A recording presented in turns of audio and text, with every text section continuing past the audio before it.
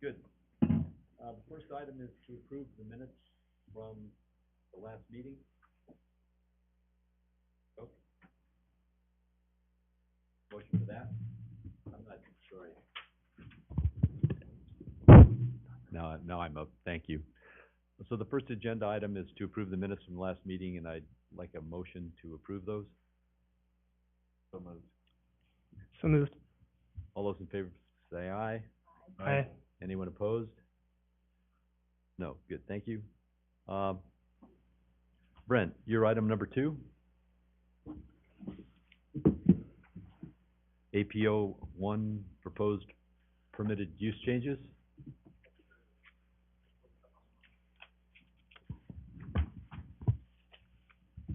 While you're doing that, Brent, with respect to the minutes, Lisa, I know you have a lot on your plate, but would it be possible for us to get these minutes more quickly so that it's still fresh in my mind? My age plays tricks on me at times, and it would help me if we could get them within a week maybe, so that I could review them. By the time I get these closer to our meeting, it's hard for me to remember, is that exactly what was said? And I think for integrity's sake and for mine, is that possible? Okay, we can do that. I'll work on that, say, not 2 weeks after the meeting. Okay, thank you very much. Appreciate that. And then people can submit comments, and we can still approve the final minutes at the next meeting, but that's good. Thank you for that. That's a good idea. Brent? Thank you, Mr. Chairman. So, what we have is, in May, before the Planning and Zoning Commission will come a proposed modification to the code respecting noise-sensitive uses. And so as you look through these, this is for the airport overlay zones. So we have Zone 1 and Zone 2. Let me switch to the map here. You probably saw that. So APO 1 is more restrictive, and it's adjacent to the... I'm sorry. You don't have that by chance on your machine? Oops.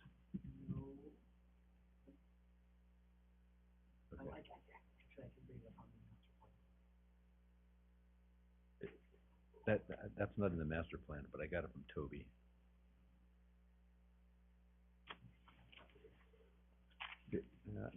Correct. Maybe I'm wrong on that.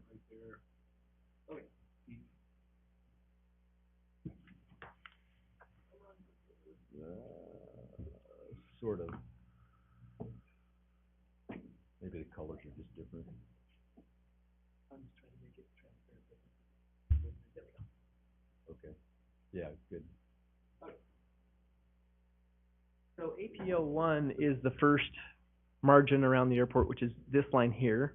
APO 2 is the second margin. And so APO 2 allows more uses. But the point of this was it was created, I think a lot of the pilots will remember, it was created in the late 90s, early 2000s, probably I think early 2000s, before I came to the city. But APO 1 has lots of restrictions on noise-sensitive uses just to protect the airport from from getting established and then having people throng the city council to the point that they second guess having an airport. So there's a couple pieces cut out of APO 1 that were already existing, most notably the Indian Creek RV and the Hardy Estates RV parks, or manufactured home parks. So the proposed changes, there are 2 proposed changes to this. And you can look at the existing code in the American Legal Publishing callable site. You can find that on the city's webpage. If you go to the Find It Fast or the little search tab at the top, you can find all the codes there. And this is 10.11.06. So there are asterisks on a couple of these uses. And basically the asterisk is associated with uses that are noise-sensitive uses but can be permitted in the airport overlay zone to the extent that they're needed for airport purposes. An obvious one would be hotels, right? Especially for a Part 139 airport, passenger service airport. Of course, they're going to need to have hotels close to the airport, and we see that, of course, at Boise. So what's proposed is to add asterisks to a couple of noise-sensitive uses. One of them is hospital, but it's not hospital full stop, considering that, you know, it's day surgery only. And there's actually one of those in the APO one that I think either pre-existed or was missed when it came in. I don't know when it came in, up there in the Commercial Way, Spect Avenue, industrial park there. In fact, that's where I had my colonoscopy, so I know they're there. So, happily, to give my own opinion on it, I'm happy that, Planning and Zoning Department has worked really hard to try to meet the request to consider these modifications and still be really protective of the airport. So, hospital, a new category called hospital day surgery only has been added, and that one received an asterisk, allowing it to have, be permitted in the APO 1. Now, any use in APO 1 or 2 is required to provide a navigation easement that says that they are willing to be subject to noise, debris, anything associated with aviation that could be common in that zone. And then the other modification is recreational vehicle park, and as differentiated from a manufactured home park. So Indian Creek Estates, of course, that's manufactured home parks, that's permanent living. And this is contemplating allowing transient living, just someone who's bringing their RV in. And of course, we know that some people stay in those for a long time, especially with the crazy housing market, et cetera. But the point is that that would receive an asterisk as well, and that is what is proposed, and it's going before the Planning and Zoning Commission in May. So we'll keep you posted.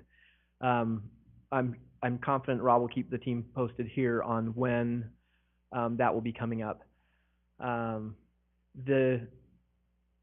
Have you gotten, or has the city been getting any noise complaints from the manufactured home park you just described, and also the new houses that are KCID and Franklin? To my knowledge, no. But I know we have gotten noise complaints from a subdivision called Charmé Springs. Paul's, one of his patterns that he has used to gain elevation for parachutes has been close to those guys, and they've asked Rob to come out to their homeowners association meetings. So they've complained a little bit, or a number of times. I'm unaware. It doesn't mean it hasn't happened, but nothing has come to my attention at any other location for noise complaints. And those people that have complained, have they signed one of these agreements that they understand their deed has this in it, and they are buying their house subject to this being in these zones? If they are in APO 1, or APO, yeah, if they're under that airport overlay zone, and I can't remember if Charmé is, might be spotted on the map here, then they would have been required to do that. And I know engineering department has required that, and they've been carefully watching that. So I don't know if you can draw that down. Part of that RV park is going to be in the black lines that are the approach zone for landing southbound. So the RV park, well, you don't have the approach zone plotted on here, but part of that RV park will encroach in that just a little bit. So it's not just a noise thing; it'll actually be in the flight path. Yeah, I'm with you there. The way that is controlled under city code is in the airport overlay district, even though it's actually in the flight path. If the runway protection zone were extended out, or we extended the approach surface, then once you get past the runway protection zone, all of the governance that affects those uses is via the airport overlay. So I had also asked Toby if encroaching in the approach zone was not just a city issue, but an FAA issue. Good question, and I can speak to that too, thanks to research effort by the Planning and Zoning Department. So the FAA issues guidance, land use guidance for overlay zones, and they base it on decibel levels. So in the last master plan effort, and there's a decibel level that's associated, that's predicted, associated with the runway extended and anticipated future uses, and maybe bringing more bringing more Category C aircraft out to the field. And so they've got a prediction of those noise sensitive of the decibel levels. And in terms of the decibel levels, which is how the FAA guidance is framed, that almost stays in the confines of the airport, with a little bit of it coming over, with that decibel level coming over and hitting this RV or this mobile home park just a little bit about right here. Other than that, it stays mostly in the confines. So that is something that at least is, if this passes, that gives us some defensibility with the FAA. We're certainly exceeding the requirements that they have provided in their guidance. So what I wasn't speaking so much about somebody here, but the guy that wants to do the new RV park? is up here. Yes. And that's the approach zone. Yeah. So then, has the Planning and Zoning Commission reached out to other airports to find out what happens if they do this? I don't think so. So the Planning and Zoning Commission, right, it hasn't been docketed for them yet, so they don't know it's coming yet, probably. That'll come to them in its due course, right, when their packet's produced, but, it's something that the airport commission could say, hey, here's our opinion on this, you know, and I think it would be fitting for a recommendation to come from the airport commission about those proposed modifications. I was pretty nervous about the asterisks on the hospital. I was grateful that planning and zoning said, well, wait, how about we make this just day use? I felt like that was an improvement for my 2 cents worth, but, and I'm also thankful, if it passes, I'm thankful to have some good basis to say to the FAA, hey, we're still way better than your guidance says. That said, you know, the end game here is to protect the airport from being, targeted because of noise issues and things, so. So I guess to help the city, the planning commission and mayor and council and the commission sort of reached a studied answer on this, it would be good if somebody compiled the information about complaints that you're already getting, and then also to find out what the experience is from other airports that have, I mean, like Santa Monica, they're gonna close that airport because of this exact reason. Yeah. So, I mean, that would be way down the road here, obviously, but once you do this, you can't undo it, right? So. Right, yeah, no, it's to be taken seriously, absolutely. Okay, good. Mr. Chairman? Mr. Yeah. Chairman. Yeah, please. Yeah, my concerns would mirror that. Once you give something away, you can't get it back. I would hate to be short-sighted and not think future. People that live at airports still complain about the noise of their airplanes. And in all reality, the Canyon Springs RV Park and Ambassador RV Park are predominantly occupied by long-term renters. So I'm very reluctant to move forward with this, with what little we know now. Thank you. Yeah, thank you very much. Anything else on this issue? I will mimic what he says. I think, it's just direct contradictory to what we're asking this airport to grow to. And at that town hall meeting, we did have one person stand up. I don't know what subdivision she was from, KCID.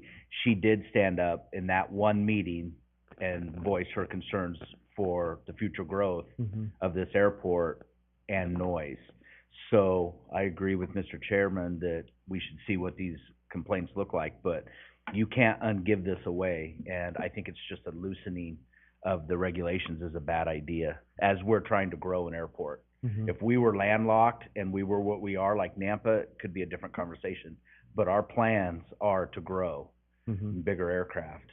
Absolutely. Even though they're the quieter ones, to be honest, but the public doesn't know that. It'd be meaningful and helpful for the airport commission and the airport community to, you know, just to, of course, respectfully share their feelings and thoughts with the mayor and city council, so they have that in hand when they're, and Jeff obviously has his own opinion of this already, besides the fact that he's our liaison to the council and be able to help deliver that message too, but that's meaningful. It is very difficult to establish an airport overlay zone. So I'm it is- sure we'll not hesitate to give you our suggestions, but if the planning zoning folks can sort of do some of this base research, you know, maybe more objective than if I give them my opinion. I mean, there's some underlying data here that they could get by calling other airports and checking the complaints that are now. Yeah, and they may have done that already. I'm just not aware if they've done it so far. Fair enough, thank you. You're welcome. Mr. Chair, I just want to make sure, so this will come back to the commission? Yeah, this sounds like it's months away, and it's just sort of in the early stages, if I get this correct. Yeah, so let's see, this is our April meeting. I think it's meant to go to the Planning and Zoning Commission in May. And so, And what day in May? oh man, I'm sorry for not knowing that off the That's top, I okay, don't is it know. before or after our meeting, I guess, is the key question. Let's just take a quick look at the May calendar. The Planning and Zoning Commission meetings are on second Tuesdays, or second Mondays, I can't remember if they moved them to Tuesdays or not. We're the first Thursday, Okay. yeah. We're on Star Wars Day. Okay, so we'll have a chance to weigh in on this then prior to the meeting, and then if we could get that sort of research data prior to our meeting, that would be perfect.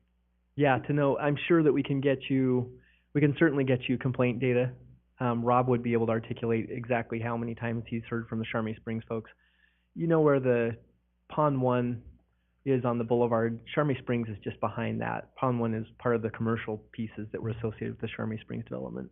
Just, Okay, and of course, the master plan here is to significantly increase the number of jets, which, you know what that's gonna do. right. Yeah, I'm with you. So I think it would be valuable for the council to hear that. And a recommendation, it seems to me that it would be appropriate to have a recommendation from the airport commission on that item. Okay. Chairman, Brent, I'm sorry. I'm looking at an email that I received from Mr. Oates that seems to indicate that this hearing will be Wednesday, April 12th. So I don't know if, Lisa's aware of that, but that's the only thing I've heard of it until today. And it just says that, he plans to be at the Wednesday, April 12th, 6 PM meeting.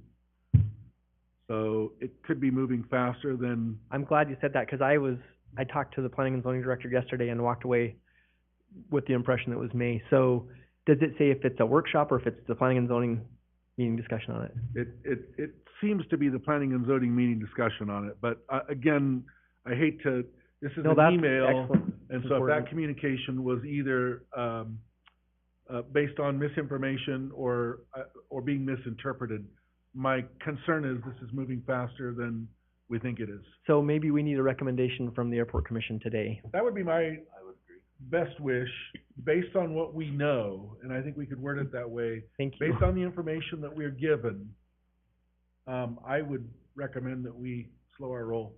Is that a motion? It can be. Sounds like a motion. will second his motion. Third is motion. All those in favor say aye. Aye. All those opposed say nay. Okay, motion passes. And so I wouldn't say that we're unalterably opposed. I mean, we'd still like the data, but I think P and Z and the mayor ought to get the same data too. So the idea here is let's slow this down and see what we actually have. Yeah, We're opposed with the information we have. Right. yeah, okay. Thank you. Okay, Mr. Chairman? were you gonna address this issue? Yeah, that's just very succinct. I was on the AOPA legal panel for quite a while, and in the blogs and everything that circulated through the AOPA attorneys, this particular issue is a recurrent issue across the United States. Every place that seems to have fairly economically viable neighbors have the economic resources to fight the airports. And so all I would like you guys to do is make sure you have plenty of evidence moving forward if this is going that quickly. And there's other resources out there such as the AOPA, you know, Aircraft Owners and Pilots Association. And again, it constantly was a theme of all these airports across the country. And you mentioned Santa Monica is kind of the poster child. So in terms of this, when the airport overlay zone developed, there were a few of us that go, thank goodness the city was looking forward to protecting this airport. And so that was a very valuable exercise that the airport did many years ago that a lot of airports didn't do. And so I would ask this commission to support maintaining it very rigorously. And I understand there's economic issues here, but as we're moving forward with this airport development as planned, every restriction and notice to the public needs to be out there, and I think that's what we're trying to do. And so AOPA has that airport support network. Those guys could weigh in on this. Okay. I haven't been on the panel for a long time, but it's a resource out there for the maybe a better poster child than Santa Monica is the one in Chicago where the mayor bulldozed it at midnight. Illegally. Oh, wow. Okay, so you're item 3 also, Brent. Thank you, Mr. Chairman. And if you don't mind me just commenting on item 2, Oh. I think that, I'm being cautious in my comments. I would really rather not see this go forward myself. And I've talked to the mayor about it. I think that it will be educational to have input from, this recommendation from the commission and have input from the pilots. So, Okay. there is some belief that a navigation easement would be a problem solver, but the reality is, at least in my opinion, someone can have a navigation easement and still complain, and it can still have negative results at the end of the day. So anyway, thank you for indulging my comment there.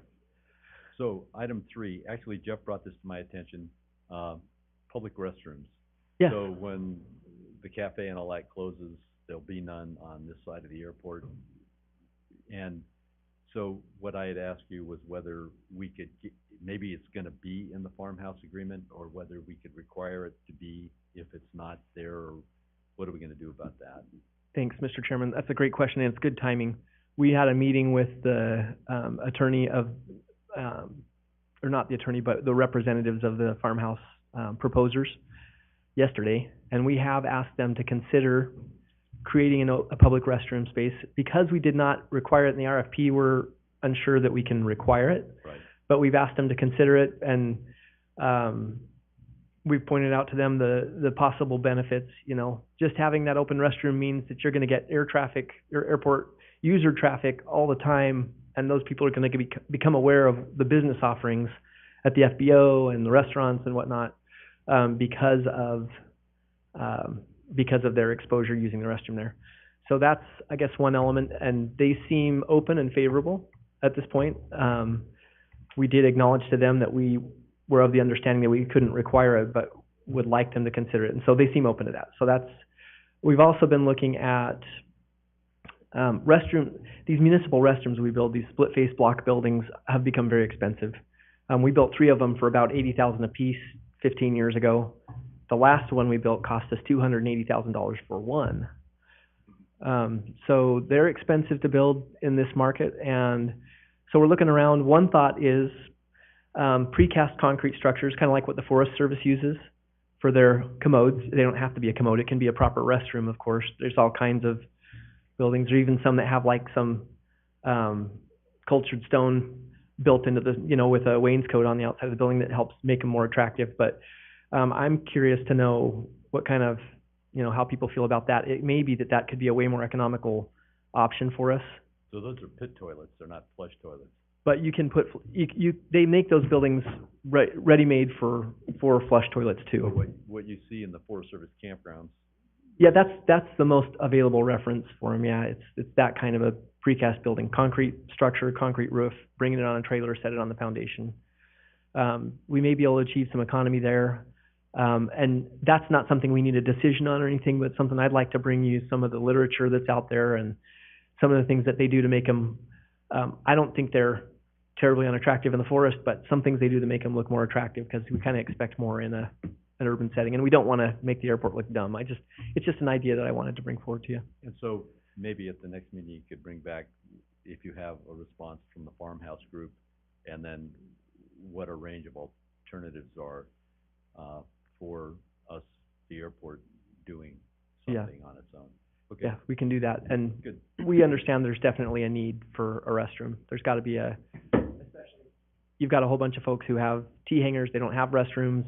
Right. Have folks with box hangers that don't have restrooms. We need a restroom, so we do understand that. Mr. Chair, Yeah, please. if I remember in that RFP on the farmhouse side, there was some maintaining of the green space. Mm-hmm. Is that still part of their plan? It really wasn't spelled out a lot in their proposal, but it was part of the RFP. Yeah, I don't know for sure. I'll tell you what I do know. We're trying to get rid of the fuel tanks.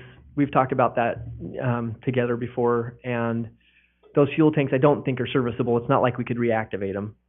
When I started, it was reported to me that the coatings had failed in those, and I was asked, do we want to recoat them? I'm like, nah, we don't want to compete with Midfield and at that time Shore and Shore and Silverhawk on fuel sales. So at that time, we'd made the determination not to try to fix those. And it is a little difficult to remove underground storage tanks. There's a lot of DEQ oversight and lots of boxes to check and to do things just so you protect yourself from liability. So we've had an environmental consultant come out and look at that with us. That is all just to get to the point that there will be green space available immediately adjacent to the proposal lot, and this will add some usable green space to get rid of those fuel tanks. And then that's probably where the restrooms would be located to kind of tie into the green space as well, maybe a park bench or two, or table. That's a good idea. We hadn't gotten that far, but that's a good idea. Okay, Mr. Chair, I have one Please. question. So, now the farmhouse is being used, that bathroom is being used, correct? Yeah, And are we taking care of it? that's my understanding. Okay, 'cause it wasn't a little while ago. It Right. was pretty rank, so just Yeah. wanted to make sure that we are providing, 'cause, you know, We need a transit restroom. people coming in, it's kinda yucky. Yeah, restrooms are a big deal at gas stations and Yeah, airports. yeah, and it was worse than that. Okay, thank you. Thank you. since you're standing in for Rob, you got a lot of items today. Wash rack. Yes. I think, Mr. Chairman, Vivian had some ideas, and then I do have some things to report to the team. I just wanted it on the agenda to discuss, to Okay. continue the discussion, 'cause I don't want this dropped. No, It's very important, and I think we need to keep it in the forefront. That's all, I really have nothing. you got an opportunity here. Somebody came to you, right? Perfect, yeah, so there are a number of opportunities, actually. At the last commission meeting, we talked about, hey, let's look and find optimal sites where sewer is available, water is available to that particular site. And so we have been looking at that, but we've also had a proposal from Midfield Aviation has expressed, an interest in a partnership there. And to bottom line that, we're trying to understand exactly what, the expectations associated with that partnership would be, and we need to meet with Joe about it. But he's willing to have it hosted there on some of their property that might be part of their leasehold. I don't know that for sure or not, but it's at least in the midst of their leasehold if it's not on their leasehold. And so we're just trying to understand what that looks like. And then just a little, if you don't mind me asking, in terms of a wash rack, you think, are we looking for a car wash with a pressure washer? You think about some aircraft, it would be just awful if someone used a pressure washer on the wings, right? They might destroy the wings. Do we just need we know what we need to satisfy the stormwater requirements is we need an apron that drains to the sewer. So we know that. Is a hose spigot adequate? And like a, pay-per-use soap dispenser? Do we get a foaming soap brush out there? My 2 cents worth may not be a prevailing factor in this, but in my opinion, at the end of the day, we probably need 3 or 4 or 5 wash racks at the airport. We probably ought to have one at the ends and the middle on both sides of the field at the end of the day. Timothy, you had some specific, go ahead. If you don't mind. So some thoughts come to mind as you're speaking about that. So having been a prior director of maintenance for Silverhawk, I know that the FAA is going to be on that pretty quick. So they're going to be looking at that going, okay, are these guys spraying down with high pressure hoses, or is this a low pressure thing? AC 4313-1B is their document that they put out. And that document states, all those types of things. So I think some research should need to be done into that document, and I can try and pull up some stuff for that. And then I think we should work with the FAA to figure out, okay, what exactly is going to be, a good and legal thing for the airport. Yeah. So that would just be my 2 cents for that. So Timothy, just so I understand, does that gets to the number of positions that might be required for an airport, and also the types of things they have, like pressure washer brushes and all that stuff? Exactly. So it covers all of that. So it may not cover all of that specifically, but the FAA will have answers for that. And then we also have to look, okay, so are we catering to, just GA traffic, because you have fabric aircraft, you have sheet metal aircraft, everything in between. And then, executive aircraft, well, now we're looking at composite aircraft. And there's certain ways you have to wash a composite aircraft versus if you're washing a sheet metal or fabric aircraft. And so I think all that needs to be taken into consideration. Who's the target, really? I mean, if you're at midfield, I feel like that's going to cater more towards our GA population. But I think that, those intricacies should probably be looked at first. Yeah, that's great help, and that's way out of my wheelhouse as far as, all I know is I just have this layman's imagination of a fabric wing aircraft would be in big trouble if someone took a pressure washer to it. So Timothy, can you send that, section number to Brent and Rob, just so they can get started on that? And then there is a north side wash rack that's in the in the works, maybe a little premature, but in the planning, it's part of the master plan, and the developer on the northwest parcel, I think, is gonna have that. So, as we work through the development agreement with that firm, if there are certain things we need to be sure they include, that's a really good catch. So, good. Thank you. Do we have a sense for what's desirable? Do you think we ought to how do you think we ought to obtain the information to know, do we need to have a foaming brush? Do we just keep this simple and have a frost-free hose spigot and a drain area that satisfies the stormwater requirements? What do you think? If I can add to that, I think from a liability standpoint for the city, I mean, if you have a spigot out there, and maybe just a few brushes, I don't think that you're gonna get into trouble, because we're not providing like a pressure washer or something that could potentially damage somebody's aircraft, right? So we're looking at it from more of a, hey, bring your own hose, bring your own pressure, whatever you wanna do. We'd provide the facility, but not necessarily the amenities to the facility, if that makes sense. Yeah, okay, that's good input. Mr. Chair, I would have to agree as an airport washer, Mhm. as an airplane washer. Uh-huh, Bucket, soap, my own brush, my own cloths, towel it down, wash it, rinse it off, towel it. That's all that's required yeah, for, Okay. for most aircraft. I'm not into all the composite and all that, but I have fabric and I have steel, so, mhm. yep. You're ready to go, yeah, Yeah, I personally like the idea of this. Yeah, that'd be nice. yeah. Right. Right. Thank Maybe you. you can chuck Joe into providing. Yeah, and honestly, that really brings you down to just the surface and the drainage. That's right, Get and you an know, even interceptor. bringing a hose is not a big deal. Mhm. We can provide our own hoses if we have the capability of washing our aircraft. Yeah, So is It there really a- can be simple. I'm sorry. yeah. No, go ahead. Is there a timeline in this for Joe? Is this something he wants to do really fast, or sort of and the city had talked about putting something in where some of the tie downs are. What's the time frame for kind of working on this? We need to meet with Joe to learn about, just make sure that we are all on the same page Okay. with that as a possibility. And then the real sweet spot, in my opinion, and I'm looking at this from an engineering standpoint, is where do sewer and water get close to each other, right? Right. Where can we throw that apron down and have easy access to the water? That's kind of what I'm thinking, and with minimal, and I think the 250,000 number, if we're doing something as simple as a frost-free and an apron, that's way overstated. Mr. Chairman, also, just as an observer, I hate to see us taking tie downs away.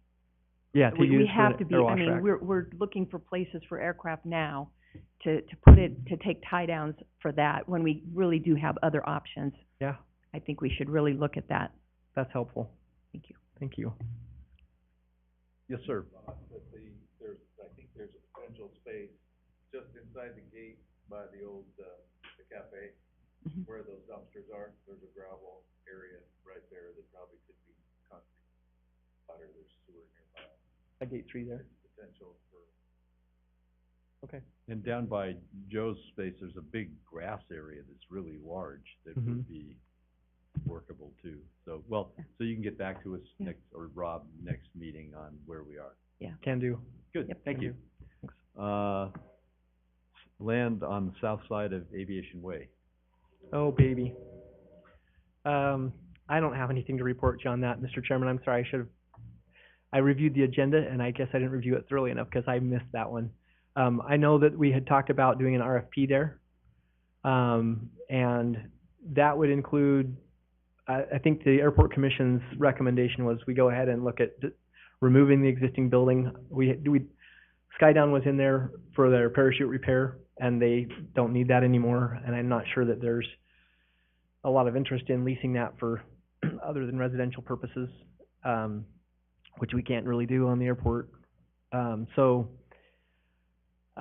That, if I interpreted that correctly at the last Airport Commission meeting, we need to raise that thing and do a RFP for for a compatible land use there. A hotel actually could go for that, one of those uses that the FAA has ordains for close to the airport, but. Timothy, I think you had some Yeah. suggestions on that also.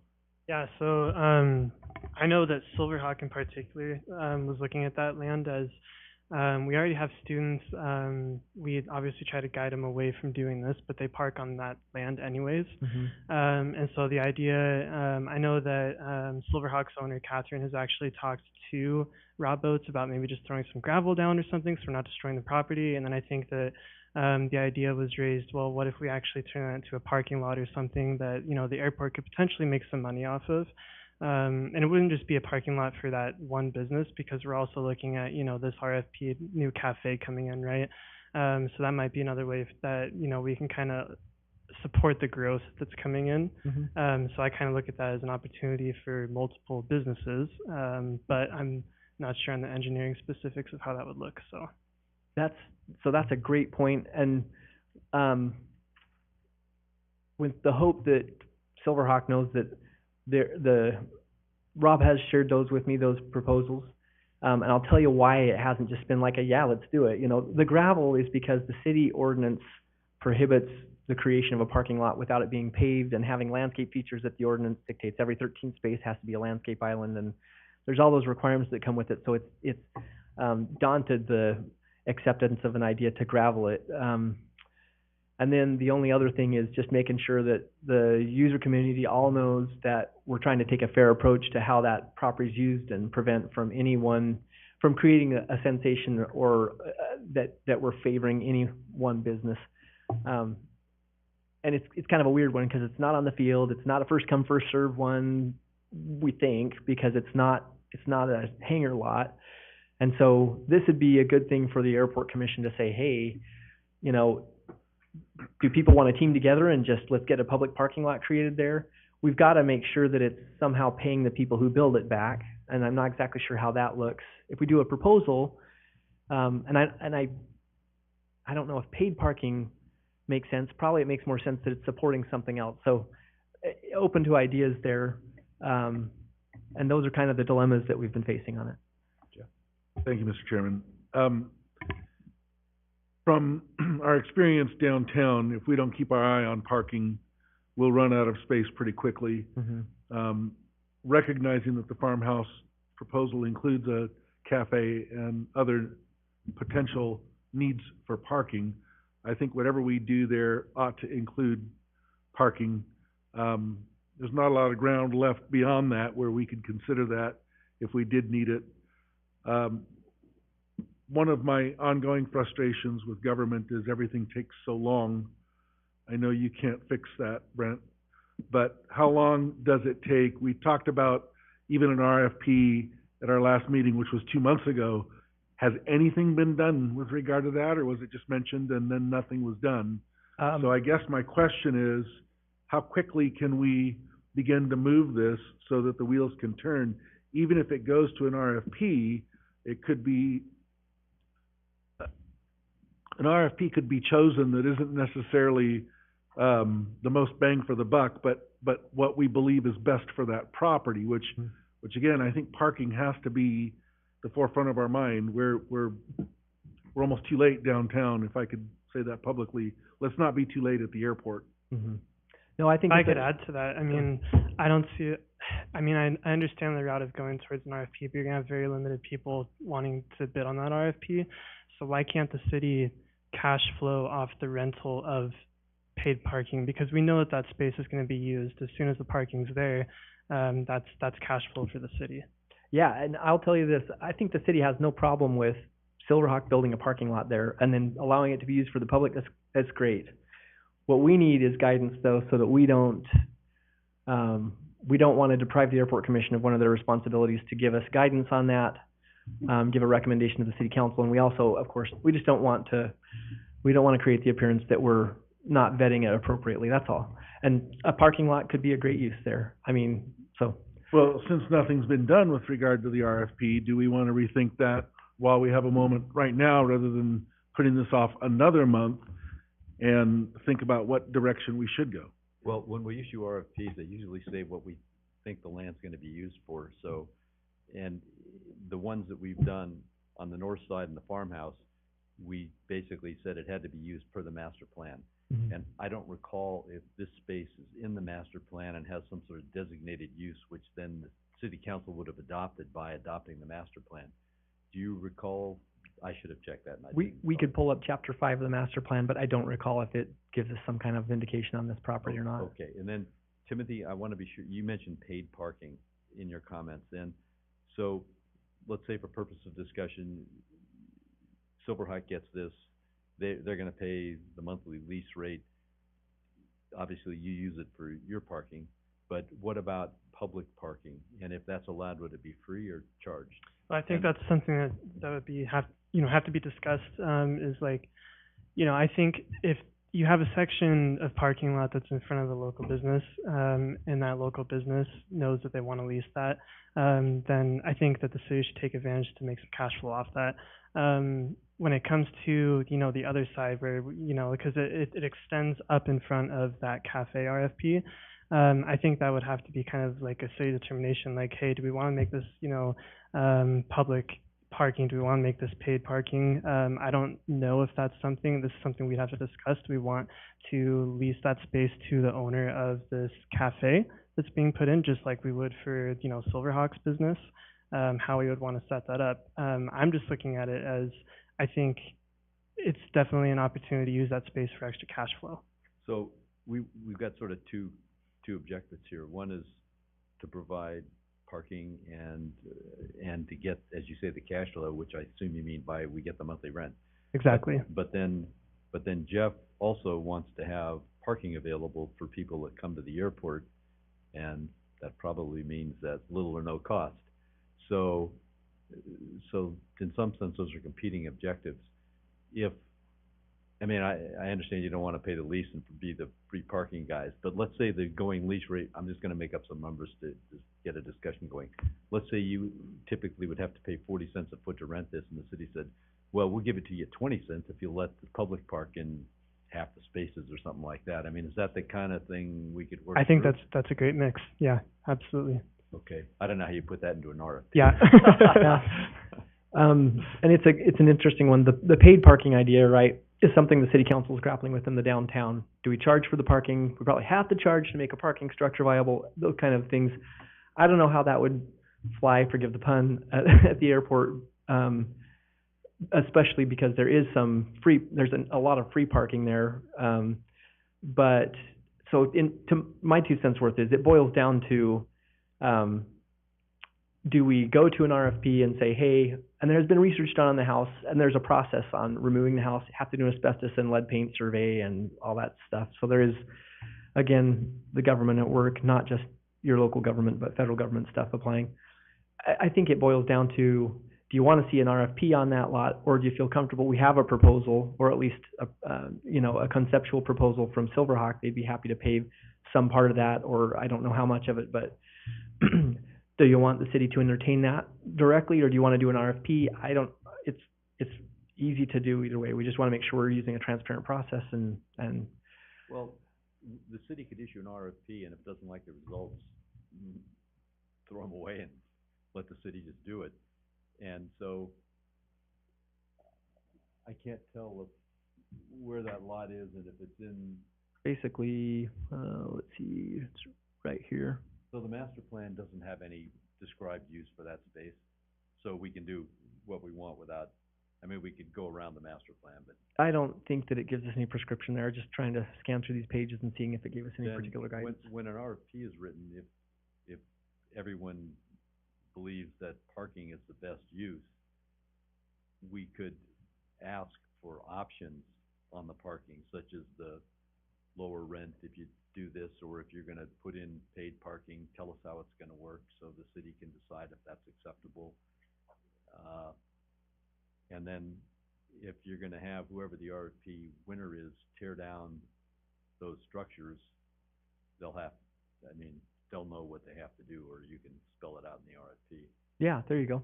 Well, so does the group think that we're far enough along on this to say it should just be parking, and Brent mentioned a hotel, or where are we on this? I've heard it discussed with the hotel, because I've talked to a few people about that a hotel may not be a great fit for that spot just because it is so close to, and correct me if I'm wrong, Ben, because I think you know this way better than I do, but there is like some sort of city water storm drain, gulch, whatever you want to call it, right there, and you wouldn't canal, thank you. You wouldn't ever be able to like throw a hotel building on that. So in my mind, that one's kind of already out unless you guys see otherwise. I agree completely. I actually went and walked the property to look at even little suites that could be either rented as a Airbnb or something.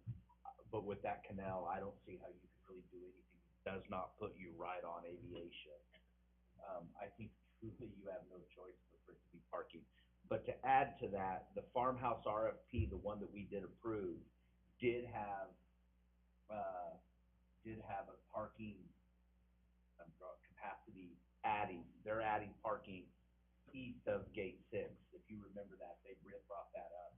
That was my concerns with the two competing RFPs. They didn't address parking at all, but the one we chose did address parking, and they had talked about expanding to the east of gate 6, where we pile all the snow up. But they wouldn't be on this property. My point is, I would not 100% say they're gonna need parking across the street, just yet. That's what I'm saying. They've already, now they could eliminate, potentially, we can't speak for them, but they might eliminate going to, east of gate 6 and go across the street. That may not have even entered their mind, but they did have a component to parking in theirs. So you need it, they potentially do, but I wouldn't bank on it yet until there's that conversation. Randy, do you mean gate 3? Sorry, gate 3. Help, very healthy. Yeah, gate 3, the yellow gate, your gate, yeah. So is that to say that we need to, before we talk about what should be done with this, we need to better understand what the farmhouse guys are gonna do? No, I don't think that's, in my opinion, I don't think that's an issue. I just think that, I don't know that that's a component to all of the parking solution. I would almost say if we're gonna do an RFP, you can slice that up, present it to Silverhawk. How much do you need? Do you need this 450 feet in front of your space? Are you willing to turn that into a parking lot? And then technically, looking at the picture, you wouldn't even have to tear the house down. Where that one lone car is sitting is where you guys are parking. You could make that right there where the mouse is. That could be theirs, and then let the house be a separate RFP if you go down that route. No, I think they want somebody to get rid of that house for them. I understand, and if I understand correctly, though, they don't have, the city doesn't own the other one, correct? Didn't you say Correct. so? City property, privately owned home, yeah, Yeah. or so- building that home. Anyway, just food for thought, but I did walk it to look at options for an RFP. I know Jeff and I have talked about some, issues, but not knowing exactly what the easement for that canal is. Okay. Which is probably pretty great. So- Because they have all the power in the world. Would you suggest giving an option for somebody to take part of that space and leave the house, or the whole space? I would carve it up, and I would even maybe carve it up into 8 and let them, I want 2 or 3 spaces. But then, what happens if we, if they're sort of both sides of the house and we're stuck with the house? That happens. I mean, that just happens, because look what we're running into the RFPs on the other side. That one section is so big, we're Right. struggling getting somebody to wanna do that. Right. And I think you would run into this, if you went to Silverhawk and said, I want you to take the whole thing, all of a sudden they're priced out of wanting to do a parking lot. And a Okay. parking lot's expensive. I mean, For the they whole- literally could be spending hundreds of thousands of dollars for a parking Okay. lot. Yeah. I know the one the city did was a little over $1 million there by, Superior Signs, Yeah, several, I mean, yeah, that's about well, $2.5 million project. There's some extra utilities and stuff that increase the cost, So, but, so the RFP is gonna call for parking of some sort, and it'll slice it up into X number of potential parcels with a diagram of them. yeah. And then, is there any issue with utilities, like we've had, they'll have to do drainage, but we don't need water, power, sewage? Probably make some parking lot lights go in. yeah, lighting, Okay, you'd yeah. wanna probably have lighting, and you'd wanna have, irrigate the landscape islands and stuff, but, yeah, no massive use for water, just, and there's water mains there, it's all doable. So Here's we- the, Go ahead, I'm sorry. no, I interrupted you, Mr. Chairman, I'm sorry. We sort of hit a little bit of a wall on the Northeast RFP as to where all the utility stub outs were. So when we do this RFP, if we can describe that and what we want them to do, Hmm. that would make it go a little bit more quickly, I think. Yeah, yeah, and I think we have a good feel for that on the north side too. I guess I missed that, discussion, but here's the storm pond that Timothy mentioned. So this is a subsurface storm facility. We're trying to keep as much stormwater stuff as we can in this city property that's between the canal and the interstate, because it's inaccessible and truly, you know, is it worth building a $1 million bridge to get over to this teeny little strip? No, right? So we're trying to use this for stormwater handling, and it's further from the field, which is some benefit. You know, maybe it makes no difference, but so we're trying to keep from installing stormwater facilities anywhere else on the field, and that's why we have 2 storm ponds that we have removed from the field and used for hangar development. That stormwater is now gonna be routed to the ponds that are within this margin. So if can we ask, the city to come up with a draft RFP? And I think, Randy, you need to look at this. You seem to have a pretty good idea what this space looks like, and you too, Timothy, because you're, although I don't wanna mean that you can't then propose on the proposal, but, okay. Yeah, we could do an RFP and we could accept multiple proposals or something. There's challenges to that, cause sometimes, Sure. you know, so I guess we're kind of working through, but, maybe that's the way to do it. So we can get a draft RFP to the commission to look at. Any other, Jeff? No. You okay, that sound good to you, Randy? Yeah. Good. Okay, good, thank you. You're welcome. Okay, update on RFP development. So, farmhouse, you met with those guys. My questions are always how fast and how much. Right. I think that they're eager to move forward quickly. It took us a long time to get them the original agreement, which was too bad, but, the meeting was just to go through specifics of the development agreement, and, I think we got a lot of questions answered and resolved. We were able to talk to them about actually the idea of including a wash rack in their project too, and the idea of including a restroom. And so those are both not proposal requirements because we didn't think of including it as a requirement in the proposal, but they're open to both of those. I think that, in my opinion, the limitation they may run into is they have enough space to do all that, right? Right. A restroom they're gonna have to have anyway, so if they wanna set that up so it could be publicly accessible, that'd be great, and that seems possible without harming their space utilization. The wash rack, I don't know for sure, but they're looking at both of them. So you had sent them a draft development agreement with some notes in it. Did they give you a written response to that with what they want the development agreement to look like? I don't know if they provided a draft response back to Douglas or Rob. I have not seen a draft response from them. We went through the whole agreement line by line and answered several questions of theirs. And Douglas attended the meeting and agreed to incorporate the things that Toby Epler and Rob Oates and I felt like, oh yeah, that could work for language. I'm trying to think of an example. Well, that's okay. Is the Okay. next step for the city then, Doug, to produce the next draft and send it back to them? Yes. And what's the deadline for that? He did not propose a deadline, but I think a week, maybe. Okay. Would you be so kind as to email that to me? The draft that Doug works out. Oh yeah, you bet. Okay, and that'll be a clean draft, and then you'll give them X number of weeks to give you a written response to whatever it is they want or don't want, and they'll, okay. Yeah, and in fact, yeah, I won't give an example unless you want me to. No, that's all right. Okay. I'm sure there's a lot of little stuff, so. Okay, so that's the farmhouse. Next, northwest side. So they've been provided with the development agreement. And I don't know, I took time off and I am 800 emails behind Okay, as of yesterday. So, unfortunately, so it could be in my email, and frankly, so could the other one. But I'm unaware if they have given us a reply to that draft RFP yet. I know they're eager to go forward, but and we didn't give them a deadline for responding either, as I recall. they may have been given a deadline. I am unaware of that. You may have seen the email, and so I don't know for sure. So, may I get an update in the next, I don't know, week or 10 days as to where it is and when we can expect a response? Sure. Okay. And if you're willing to, would you be willing to ping me about that, to send me an email as Yeah, a reminder? yeah, I just don't happy wanna to do drop that. the ball on you. 801. Yeah. Put it right there. Probably more than that at this point. That's very good. I was only 400 behind, maybe 450 when I got back, but then all the meetings you didn't have, you have them after, and there's no time for, anyway, I'm sorry about I feel horrible about that, but the city council's getting me some help and, helping me in other ways, so it hopefully will get better in the future. Okay, and then on the last one is the northeast side, and so I think we've got a meeting date on that, and, I assume you'll be there, and I had asked if someone would walk the property with me, just so I've got these diagrams of the master plan and the proposal, and then the submission and response and all that, just to be sure I understand, but that one seems to be okay. Yeah. Anything else on these that we need to?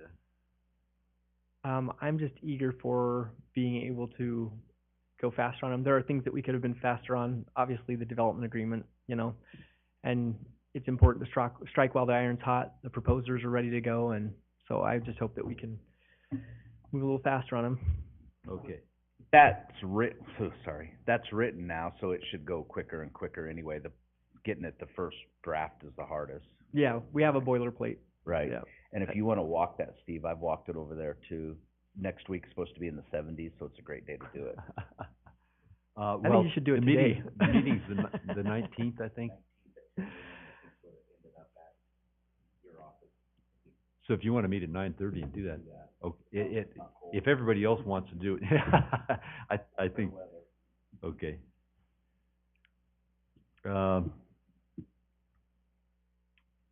Okay, item 7, airport budget process. So I think it's been widely distributed that there's gonna be a series of budget meetings on, maybe for every department, and they just so happen to be at the airport. And so what I'm wondering is, prior to the meeting, will a draft of the proposed airport budget be distributed so that when we get there, we actually can talk reasonably intelligently about what's happening? We should have a draft of the budget done before those meetings, yes. And those meetings are open to everyone, they're open to the public, and they do cover the entire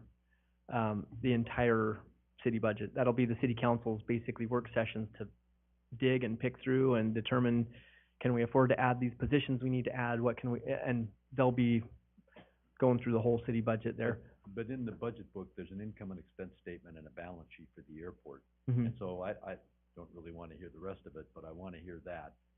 And So you might be stuck, the thing to do there would be to come to the Public Works presentation. okay, And then you would be able, if we isolate it down to that, then you'll catch the meat and potatoes on the airport. And I would be happy to do a budget presentation with the airport commission as well. well, and that, I think, to get into the nuts and bolts of this would be very helpful, but from a higher level, I wanna hear where the decision makers are on, what revenue we need to generate to cover what we foresee the expenses are. I'd like to see how quickly they think we're gonna get the rents off these new, RFP plots that we've let out. So the basis for that, for formulating the budget proposal, is going to be the funding plan that the airport commission created, or that we created together, when we proposed the fee modifications in December. So that'll be the basis, and then we'll be able to inform some of our predicted timing based on what we see happening now with the RFPs. You know, we know how long it's gonna take. If the north RFPs are both awarded by then, which they darn well should be, then we'll be able to say, okay, now we're working in development agreement, we have phasing timelines and things. If that's part of it, we should be able to predict, make modifications to that funding plan based on the new, the updated information. So, in particular, I wanna see if the sale money from that parcel is in our balance sheet now. Mm-hmm. And then if we're being asked to fund things like the, city match on FAA grants, Mm-hmm. do we have sort of the timing of when, I mean, if the new rental income isn't gonna start in this budget year being considered, it at least needs to be considered so that we don't, you know, if we need to borrow a little bit, but we know the following year all this rental money's gonna come in, it's gonna be a different discussion. So it's gonna be a little beyond just the budget year under discussion. Oh, yeah, absolutely. And so you probably remember, Chairman Khan, the way I like to do the budget is we put together the proposed budget for that year, and we also run it out 5 years beyond. Yes, and you did that, and I thought that was very instructive, but, you know, it's a pro forma of hoping all this stuff comes to pass. Yeah. Now So we just try to tweak those inputs. As we get more information, we try to tweak those inputs so they are more reflective of what it appears reality is going to turn out to be. Okay. Vivian, did you have, oh, I thought, any other budget, Mr. Chairman, please, yeah. respecting one thing that we'll discuss in budget, and this can wait till later too, but I do, and maybe Councilor Williams would want to share this information, but the city council they have created a director of aviation position, Yes. at the last council meeting. So my directive from the mayor at this point, we're going to methodically create the job description for that, and the mayor and staff have told the city council that, we expect it'll take us a couple months to do a good job. We wanna make sure we do a thorough and good job creating a description for that, and we expect being able to fill that position sometime in August. Obviously, that's gonna need to be part of our budgeting effort, accommodating that, and we also need some maintenance, but hopefully it's a really excellent new day for the airport. And that does mean that at some point in time, you're gonna see a lot less of me. 'Cause that position will become the, oversight for the airport. So on that, I had a couple of discussions with Jeff on that position, and it's gonna be extremely important to this airport. And you have an HR department that does searches for a broad range of positions, so I'm sure they're very adept at, this is something we haven't ever done before, we need to figure out how to do it. But in terms of writing the job description, and if I could look at the job description, I'd like to do that. And then in terms of how they're gonna advertise this, I'd be curious about that. And then in other organization, I've sat in on, the interview process. And so that may be a step beyond which I should really ask to go, Well, but. I think offering that is great. That's if you don't mind, I would just like to consider that as an offer for you to participate in the interview. And I don't mean that to be derogatory to anybody else, because I know that you guys do this all the time, and the mayor has certain things he wants to do, but it's just bringing together people with knowledge of different subjects and what has to be done. Mm-hmm. And I think we could contribute something to that. Yeah, absolutely. I think last time when we did airport manager interviews, we included the Idaho Division of Aeronautics, and I do believe we included a member of the Airport Commission as well in that interview process. Aeronautics that's a good thought. So, but that's a great input, and I'll happily propose that. The directive from the mayor for me at this point is I'm going to function in a supervisory role for the airport manager still until we fill the position. And so I'll still be involved until that position is filled. And then I of course, will do all I can to help the director of aviation get their feet under them and get started. So. Good. Okay, I'd like to open this up for a few minutes of audience comments if there are any.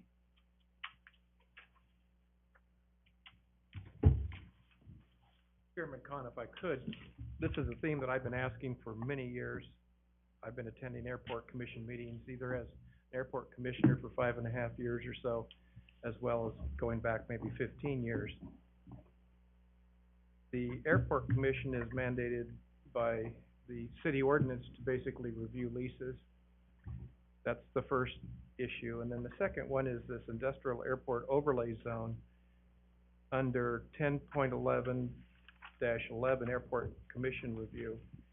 My comments are simply, has anyone on this commission ever seen the zoning department submit comments on any action that occurs within the airport overlay zones? And then in terms of leases, again, with the RFPs that have come out for the farmhouse, I know that the commission is well involved in that aspect of it.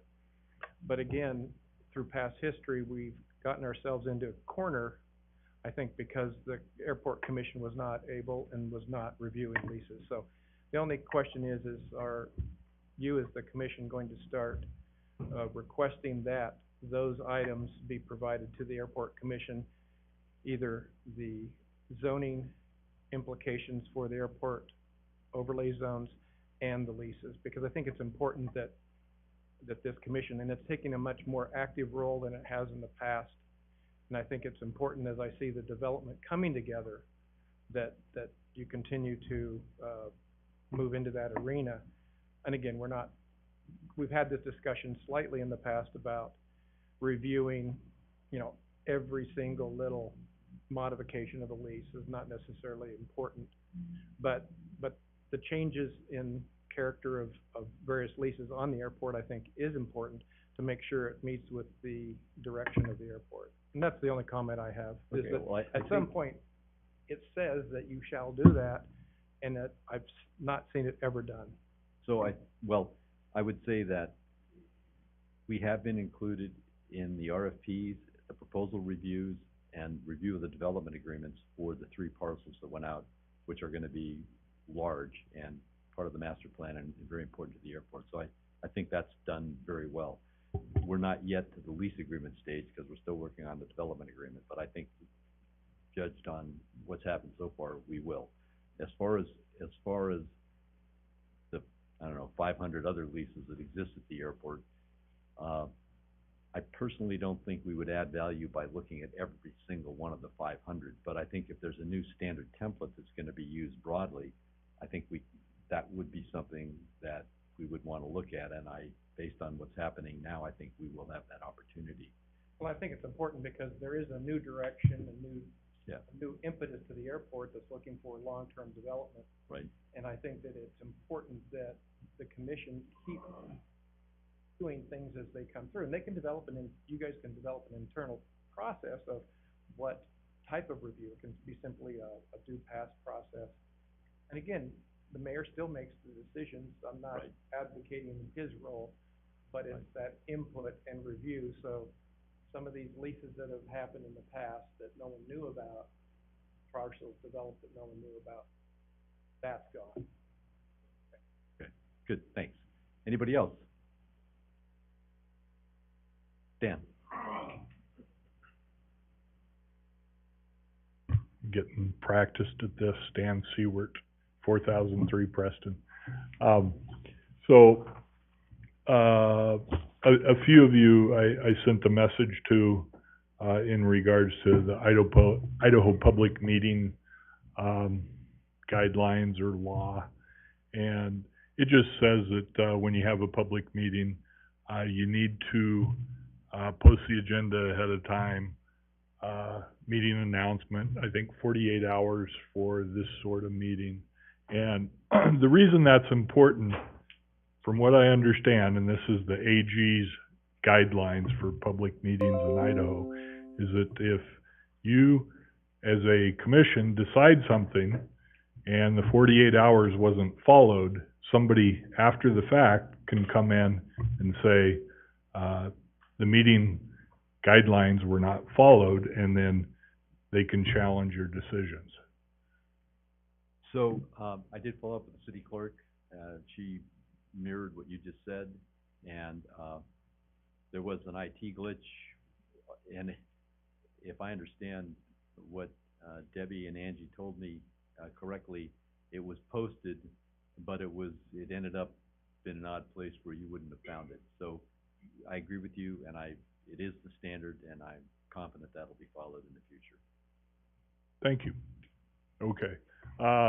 One other topic. Most of you know that there's a group of us called Tailwinds, and we've made a proposal on the northeast side, and we're trying to feel this out a little bit in some of my public records requests that the engineering advised me to do. Some of the responses we got back was that this is very much competitive, you're kind of on your own, tell us what you can do.